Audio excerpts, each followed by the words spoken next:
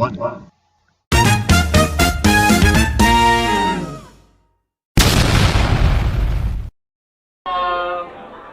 di episode pertama kita yaitu bakal ada podcast atau mewawancarai salah satu UMKM di Kota Cirebon, yaitu salah satunya di bidang jasa fotografi.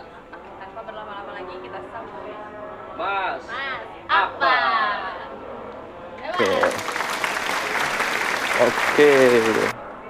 Halo, apa kabar nih Mas? Halo, gimana? gimana? Baik Mas? Sehat. Alhamdulillah. Alhamdulillah. Oke. Gimana nih? Gimana? Gimana kabarnya? Apakah lagi sibuk Kalau belakangan ini? kalau sekarang ini sih bisa dikatakan lagi cukup nyantai ya, karena ini masih awal bulan juga, jadi belum banyak yang masuk gitu. Betul. Jadi gini Mas, kita tuh berniat untuk membuat podcast ini. First time kita membuat podcast ini Oke. untuk memajukan UMKM Cirebon. Salah satunya di bidang jasa, yaitu fotografi. Jadi kita ingin membantu untuk marketnya di bidang digitalisasi. Oke. Barangkali bisa membantu, sedikit banyaknya bisa membantu loh. Oke. Saya juga sangat berterima kasih sekali udah diundang, apalagi ini yang pertama ya. Oke, ini yang pertama banget nih. Oke. Gimana? Jadi untuk awalnya itu bagaimana sih bisa terjun di dunia fotografi ini? Terjun di dunia fotografi ya, oke. Mungkin langsung aja. Untuk fotografi sendiri, kebetulan saya itu dari SMK ya, dari SMK belajar. Dulu tuh sempat punya satu kakak kelas. Nah, si kakak kelas ini tuh ngajarin bagaimana sih cara foto yang baik gitu, bagaimana cara ngebikin seni dalam fotografi gitu. Dan nyampe sekarang lah fokus ke dunia fotografi. Berarti udah jadi salah satu hobi juga ya Mas ya? Betul. Dan mungkin pernah nggak sih ikut kursus-kursus begitu atau memang otodidak sendiri untuk belajar di dalam fotografi ini? Kalau kursus mungkin kayak seminar kecil-kecilan aja ya. Mungkin kalau ada seminar gitu, entah itu di kafe atau narasumber dari luar kota, mungkin beberapa kali ikut. Tapi untuk mayoritas lebih mempelajari itu otodidak gitu. Karena fotografi sendiri itu seni yang sulit dibukukan sebenarnya. Betul. Sebelumnya fotografi dari Mas ini ada namanya nggak sih Mas? Nama ya?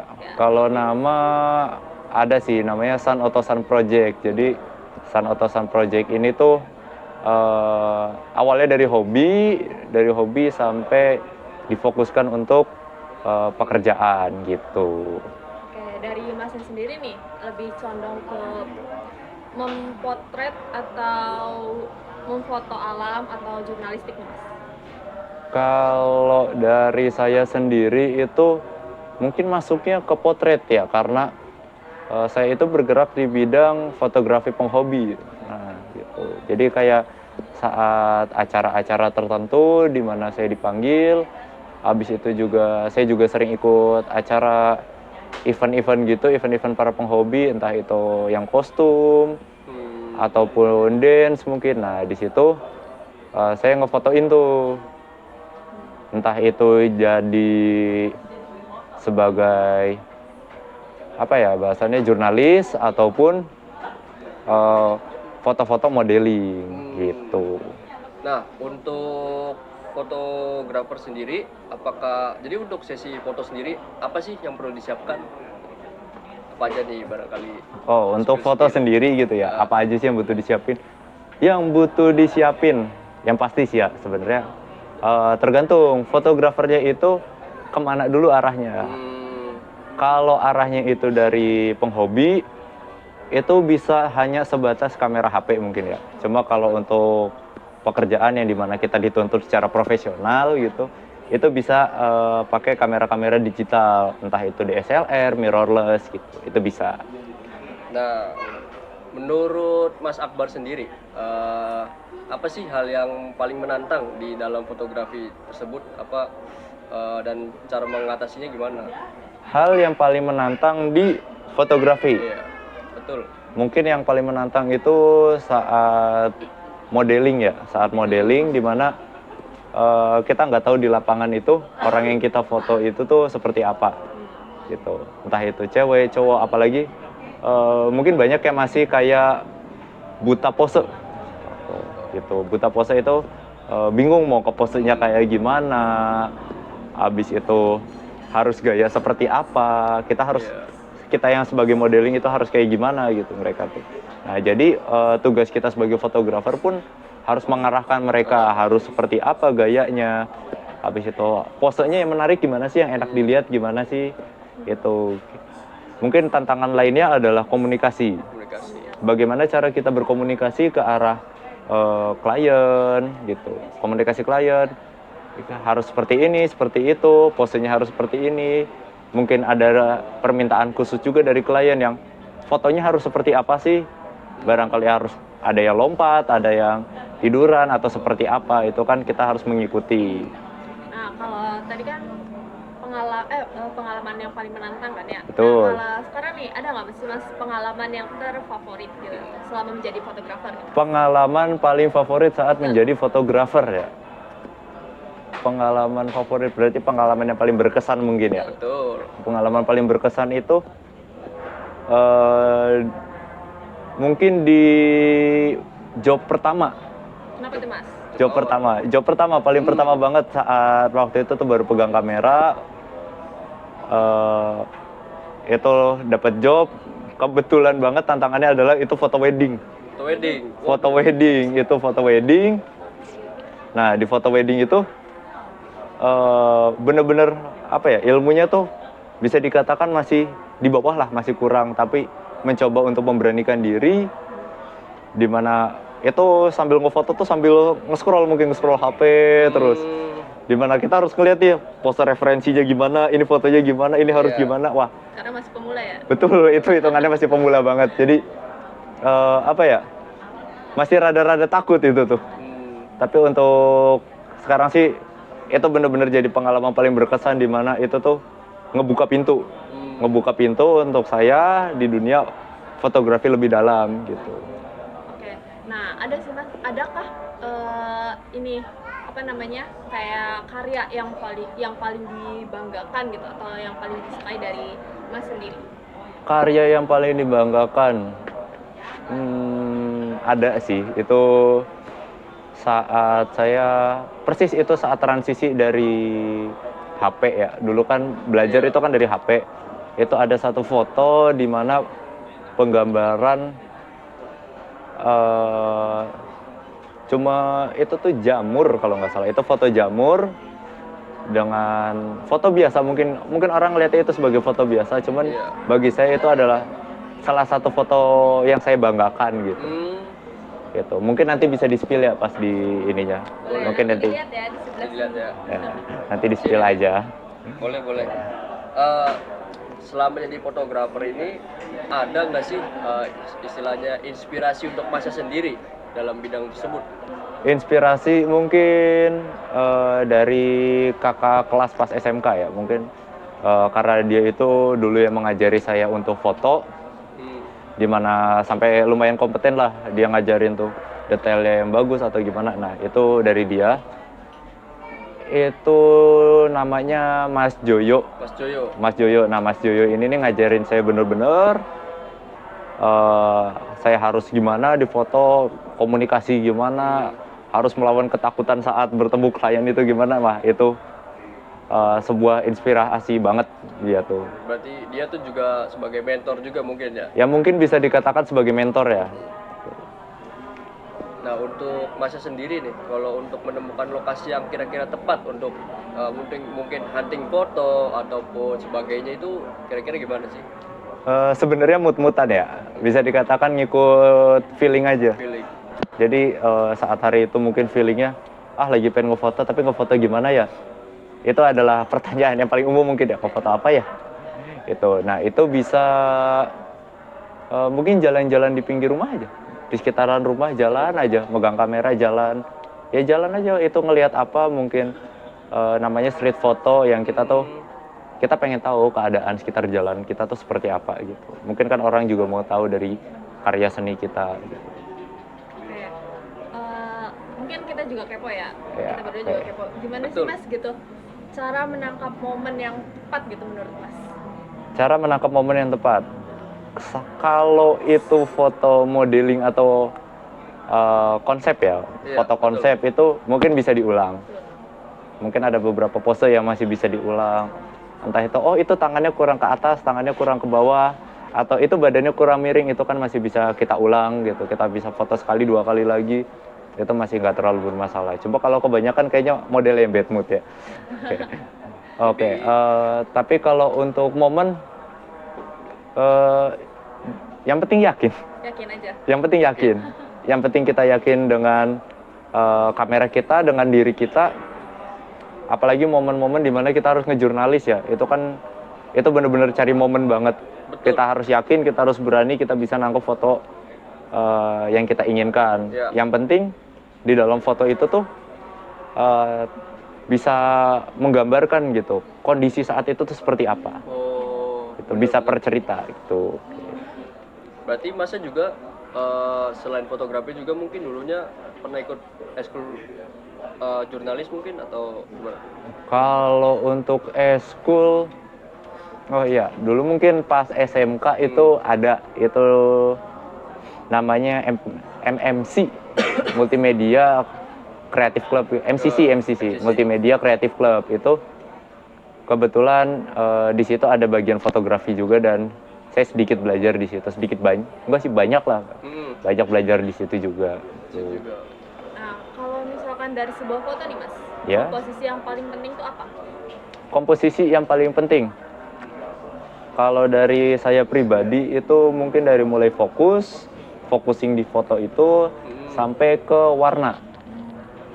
Sekarang kan kalau misalkan kita berbicara foto konsep gitu ya, foto konsep saat background kita penggunaan warna putih gitu, terus yang kita foto itu outfitnya atau pakaiannya itu dari atas sampai bawah putih semua gitu kan. Iya, benar. Kesannya kayak kurang sinkron dan kurang kelihatan gitu. Jadi untuk dari mulai komposisi warna, fokus itu sangat dibutuhin banget sih kalau untuk foto. Itu bagi saya.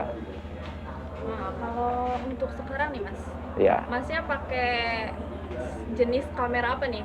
Di Iya, spill dikit dong boleh ke di-spill dong. penonton di sini. Oke. Oh iya. Ini saya lupa bawa tadi ya. Oke, untuk kamera yang saya pakai itu dari Canon. Ya, dari Canon. Ini nggak sponsor kok, nggak ada sponsor. Itu dari Canon, ada 2 sebenarnya. Ada yang DSLR, ada yang mirrorless, digital. Oh. Sebenarnya digital dua-duanya, cuma sedikit beda aja itu. Beda penggunaan kaca dalamnya aja. Untuk DSLR saya pakai 6D. 6D itu Canon 6D, Canon EOS 6D, sama untuk mirrorless-nya pakai M3. M3 tuh. Boleh di spill nggak Mas harganya gitu? Iya, Harganya? tipis-tipis gitu. Tipis-tipis Mas. Dikit-dikit Nggak aja. tahu ya, saya untuk harga saya dapat second mayoritas ya. Second. Iya. Biasa mencari apa kesempatan aja, barangkali ada yang jual murah gitu teman-teman gitu. Cari harta karun ya, Mas. Betul. Sangat-sangat. Tapi untuk harga nggak begitu mahal sih, mungkin sekitaran per device-nya itu 4-6 juta. Itu untuk kameranya aja. Agak lumayan ya. Lumayan juga berarti ya. Sangat-sangat, berarti harus memang sangat proper banget nih kalau pengen terjun di dunia fotografi ya. Ya, tuntutan sih. Tuntutan. Ya, Modalnya gede juga ya. Iya, Ya. bener. Oke. Kita masuk ke teknik editing nih Mas. Teknik editing, oke, gimana? Teknik editing Mas sendiri yang paling favorit gitu Mas, biasa pakai teknik editing kayak gimana? Teknik editing, kalau teknik editing itu kan kita ngikut kemauan klien juga ya. Mau seperti apa, entah itu manipulasi, habis itu mungkin cuma color tune up. Jadi tapi kalau untuk saya pribadi mungkin paling sering itu color tune up ya, dimana kita itu ngembangin warna dari si foto itu, mencari warna terbaik dari si foto itu, karena orang juga kan pengen fotonya lebih berkesan gitu, pengen kelihatan bagus gitu. Jadi mungkin menurut saya color tone up itu adalah salah satu favorit. Berarti lebih ke kontras warnanya ya, Mas. Betul sekali. barangkali ada yang belum tahu. Oke. Oke. Ini aku mau nanya sesuatu nih. Boleh? Apa tuh? Apa tuh? Dari kan Mas kan lagi ngedit nih. Gimana Iya. cara Mas memutuskan untuk ternyata foto ini udah selesai diedit gitu. Sebenarnya itu tuh kalau menurut saya udah enak, saya akan bahasanya ngusul dulu ke kliennya. Kliennya mau warna seperti ini kah atau mau hasil editing seperti ini? Kita usulan dulu nih ke kliennya, ACC-an dulu nih ke klien nih. Kira-kira udah oke nggak nih? Kalau misalkan ada yang kurang oke di bagian mana, nanti bisa saya rubah lagi gitu. Berarti tetap ibaratnya kita ke komunikasinya ya berarti. Betul. Klien itu sangat penting ya. Ya, makanya saya katakan di awal juga tadi tantangan terbesar itu mungkin komunikasi kepada klien ya. Klien, ya. Biar nggak chaos lah. Betul Barangkali banget. berbeda pendapat ya. Ya, betul sekali. Tadi kan Masnya bilang nih, Masnya pakai salah satu peralatan kayak DSLR ya. Ya, Nah, Mas kenapa memilih kamera itu? Ada yang menarik nggak dari kamera itu? Alasannya tuh, Bos. alasannya yang pertama mungkin itu salah satu kamera bisa dikatakan profesional tapi murah di kelasnya. Oh, Gitu, iya. profesional yang cukup murah di kelasnya. Yang pertama itu, yang kedua adalah jadi saat SMK saya tuh jarang megang kamera tuh, apalagi punya kamera kan kayaknya masih mimpi banget gitu, masih mimpi banget punya kamera gitu, harga masih segitu. Jadi itu tuh adalah satu kamera yang diidam-idamkan lah, saya idam-idamkan gitu sampai punyanya. Gitu. Jadi tetap setia menggunakan 6D karena kamera impian lah. Impian. Ya, kamera impian. Berarti ibaratnya kameranya ini harganya mungkin di kelasnya ini murah tapi nggak murahan lah. Ya, kualitasnya. betul. Legend banget Legend ya. banget. Apalagi hasil jepretan dengan skill dari Mas Akbar sendiri ya. Wih. Betul. Nah, itu untuk kameranya ada perawatan khusus nggak sih Mas? Perawatan khusus lebih mungkin ke kayak penyimpanan ya. Soalnya kamera itu kan termasuk device atau perangkat yang sensitif sebenarnya. Itu tuh mungkin perawatannya adalah kayak penyimpanan. Jadi bagaimana kita menyimpannya itu di tempat kering. Habis itu mungkin harus punya box khusus ya, itu namanya dry box, di mana suhu dari si kotak itu atau si kamera itu tetap stabil kering gitu. Boleh di-spill nggak nih Mas? Dry Apa? box itu harganya gitu Iya, ya? barangkali ada yang mau tahu nih. Dry box nih ya. Untuk dry box sebenarnya ada dua versi, ada yang low budget atau DIY mungkin ya. Kalau DIY itu sebenarnya murah, itu kita cuma modal termometer sama box plastik gitu, yang penting dia rapet. Sama mungkin kayak pengawet pengering buat di sepatu gitu, silika gel. Nah, cuma itu aja. Yang penting kita harus tahu nih suhu berapa kamera itu kering. Jangan terlalu panas, jangan terlalu lembab. Kalau untuk dry box profesional gitu, saya juga belum ada sih ya. Itu karena harganya kurang lebih ya mungkin 18-an. Cukup ini ya, mencengangkan Iya, harganya. kiri ya. Sekitaran ya buat DP motor bisa lah. Bisa lah. Beli motor cash lah itu mah. Nah, mungkin ini saya juga izin dulu nih ke Mas ya, barangkali kurang enak atau gimana pertanyaannya. Enggak apa-apa. Untuk dari Masnya sendiri nih, atau dari Sanotosan ya, untuk menentukan harganya itu sekali foto itu kira-kira berapa ya Mas?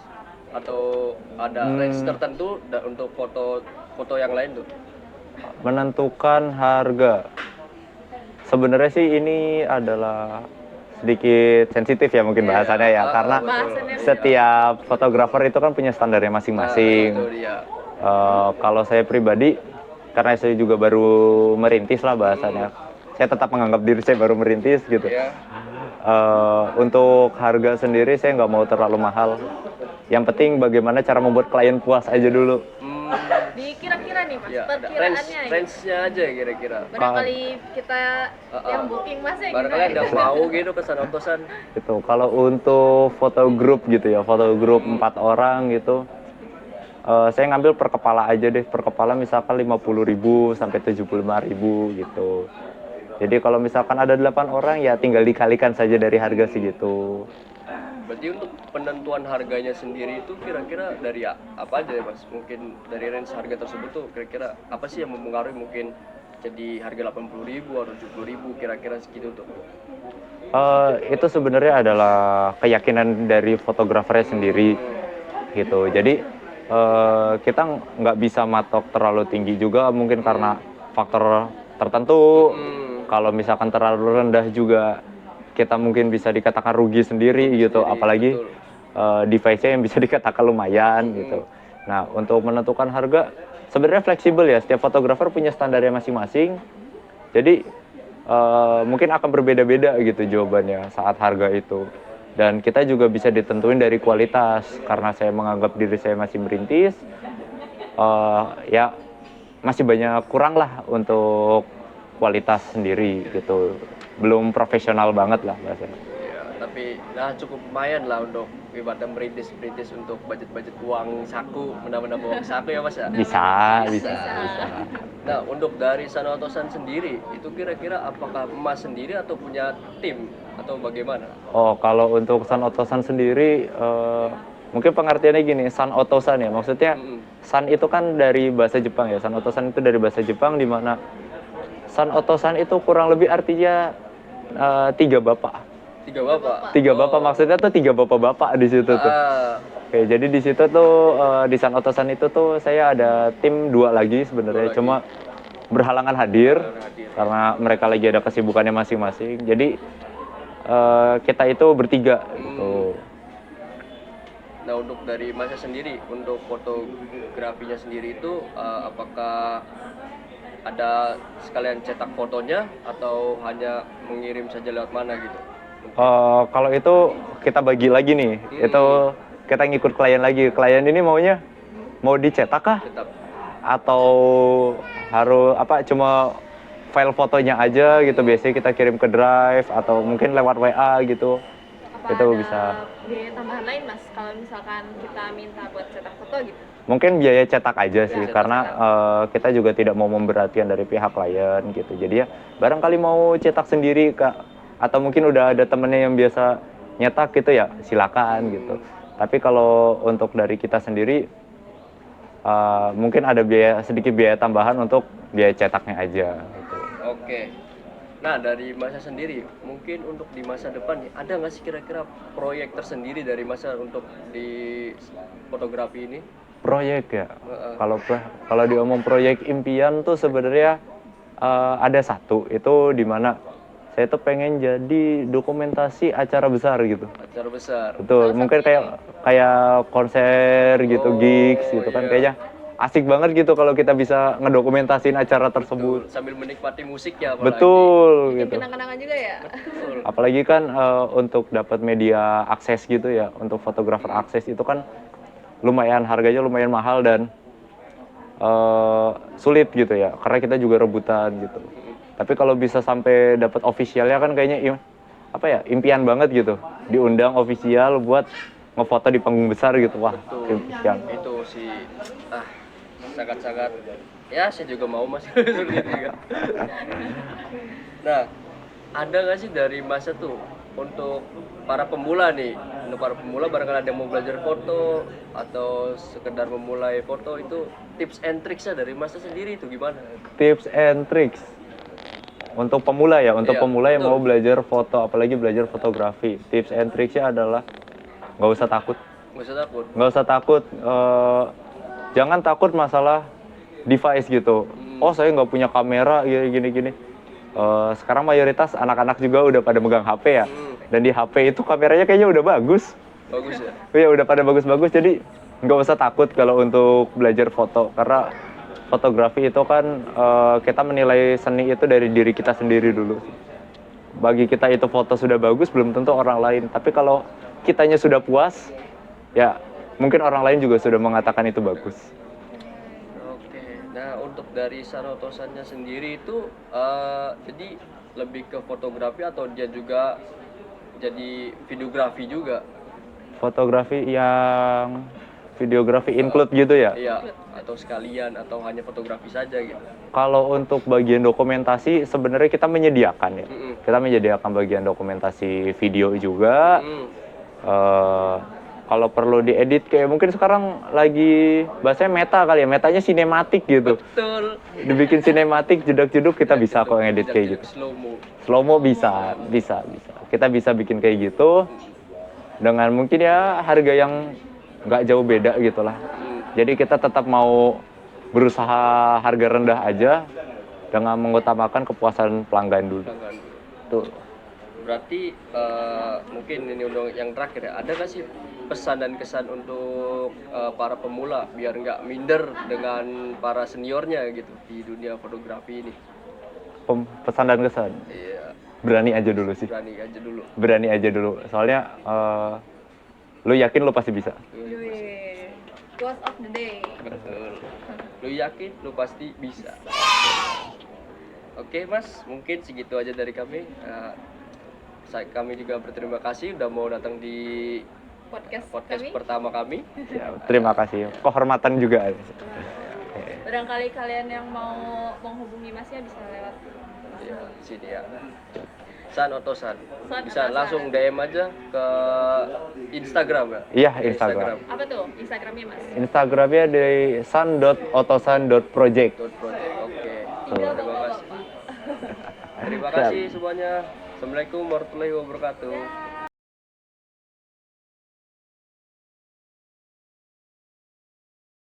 Guys, aku akan menjelaskan bagian akuntansi manual UMKM di bidang jasa fotografi San Otosan yang akan saya sampaikan. Dia memakai kamera, jadi dia modal awalnya. Lalu mana ya? Aku tulis dulu. Modal awal itu dia memakai kamera. Dia memakai kamera 2, ada kamera Canon DSLR 6D yang seharga 8.925.000. Terus dia pakai kamera Canon mirrorless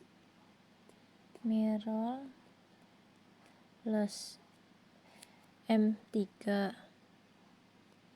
itu seharga 6.500.000. Terus dia tuh itu baru modal awal. Ini total modal awalnya.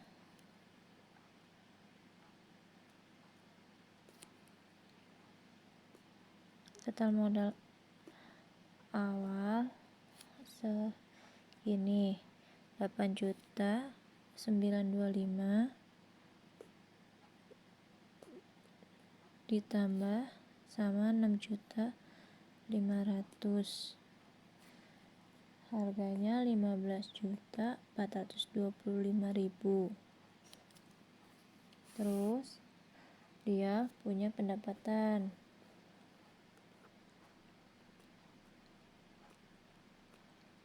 pendapatannya ini harga foto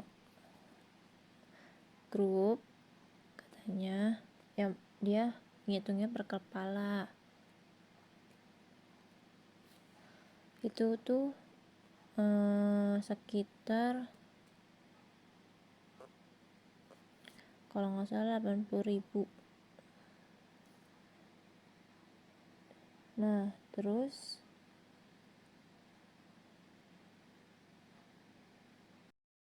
pendapatannya harga foto grup per kepalanya 80.000.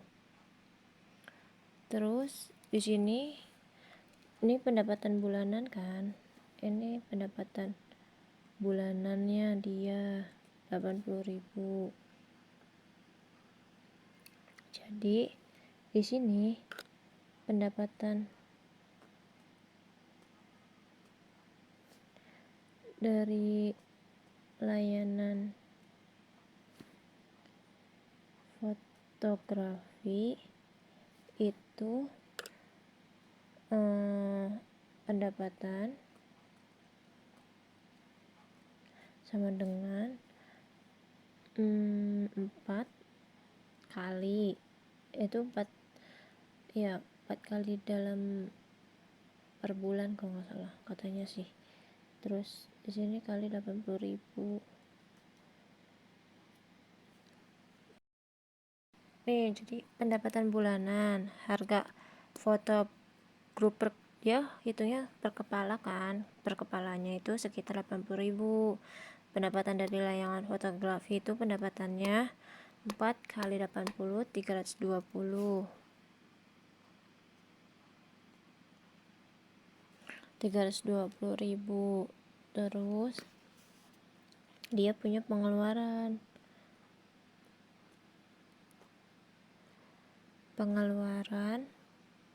bulanan. Nah, pengeluaran bulanan ini untuk biaya perawatan kamera.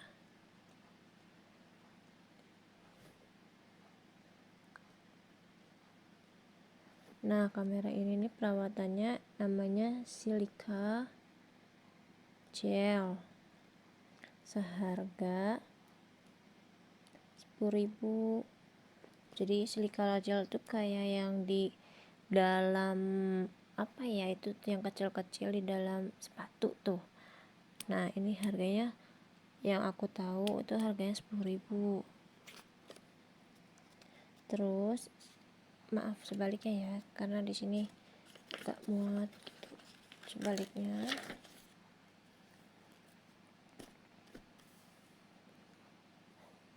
di sini laba bersih, kita hitung laba bersihnya.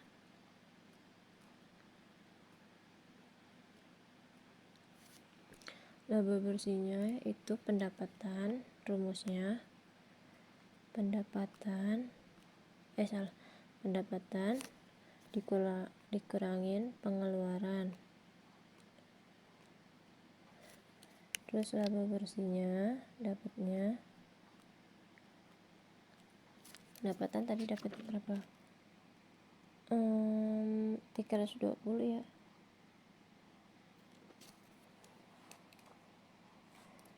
Nah, 320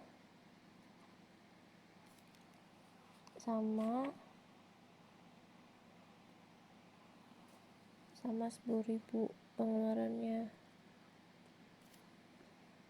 itu 310.000. Nah, 310.000 tuh udah, ini laba bersihnya segini. Terus kita nyari kesimpulan. Nah, modal awalnya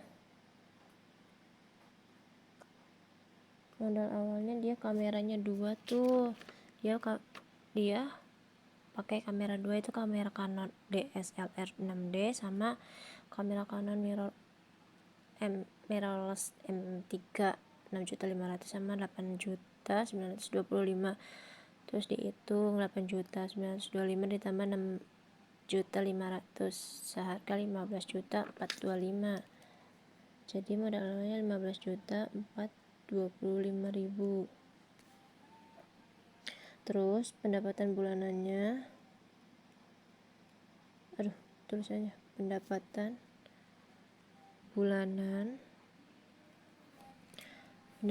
bulanannya itu dapatnya 310.000. Terus setelah itu ada pengeluaran bulanan.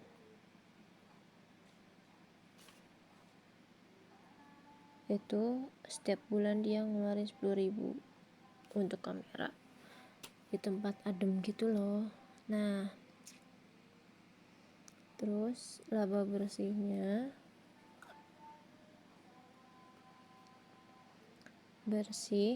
per bulan seharga 310. Jadi pendapatan bulanan pendapatan bulanan berarti dapatnya ini 320, salah, maaf, ini seharga 320.000. Ini pendapatan bulanannya dari sini. Pendapatan bulanan ini dari sini. Nah, ini kan pengeluaran bulanannya silikal gel. Terus ininya laba bersihnya. Ini rumus pendapatan dikurangin pengeluaran. Ini laba bersihnya 320 dikurangin 10.000, 310. Terus kesimpulannya modal awalnya, ini kan modal awal dari sini. Modal awal dari sini dihitung jadi seharga 15.425. Terus ini pendapatan bulanannya 320 dari sini.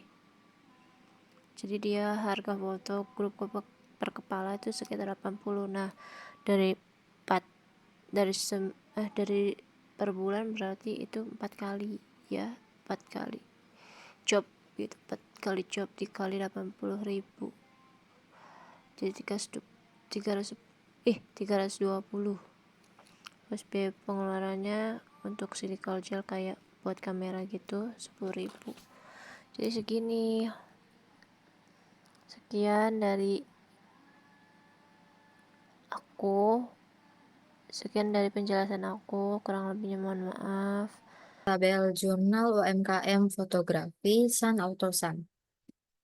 Terdapat kas, modal, biaya perawatan, dan juga pendapatan jasa. Lalu pada video sebelumnya sudah dijelaskan modal awalnya yaitu 15.425.000. Oke. Selanjutnya kas kita taruh di debit 15.425.000 juga sama. Kemudian pada biaya perawatan itu cuma cuma memakai silika gel doang seharga 10.000 kira-kiranya. Oke.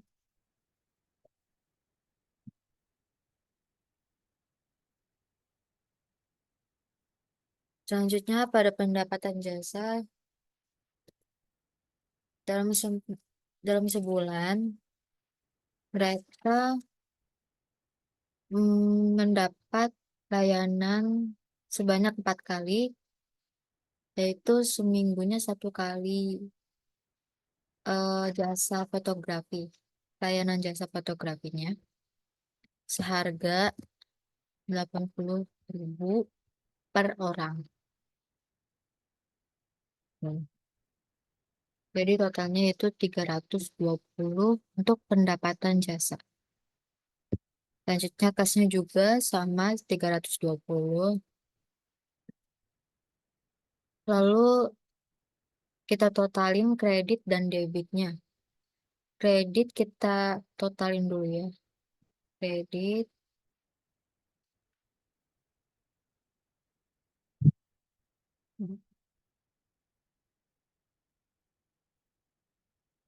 Lalu kita totalin juga debitnya.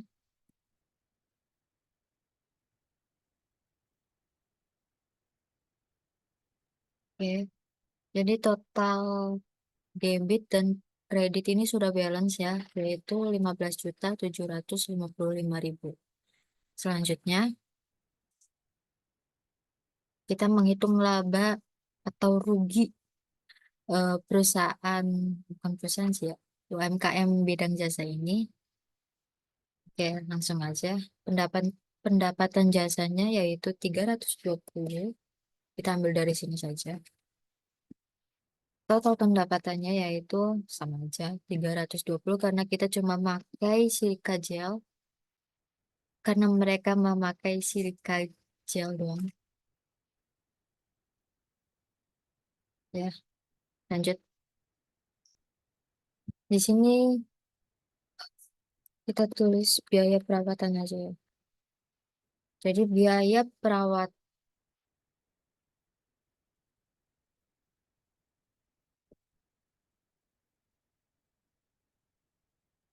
lanjut ke laba atau rugi usaha UMKM jasa fotografi Satma Autosan ini. Oke, langsung aja. Pertama itu ada pendapatan.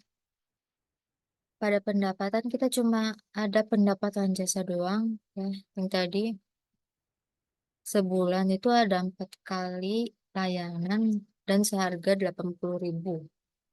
Totalnya 320 untuk pendapatan jasanya. Total pendapatannya yaitu 320.000 rupiah. Oke, selanjutnya ada biaya operasional. Di sini cuma ada biaya perawatan untuk kameranya doang, yaitu silika gel ya kalau nggak salah. Ya, seharga 10.000. Kita ambil dari sini.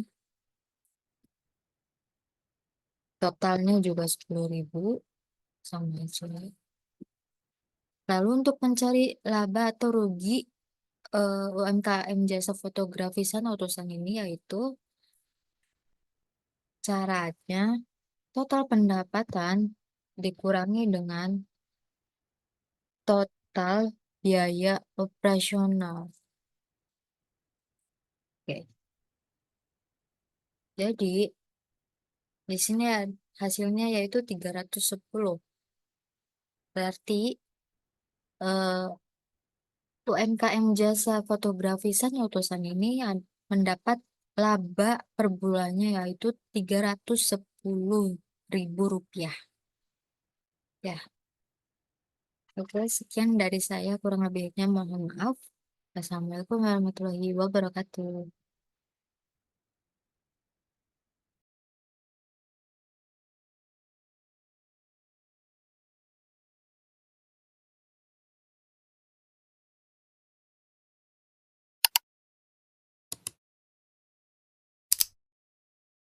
Subscribe to my channel.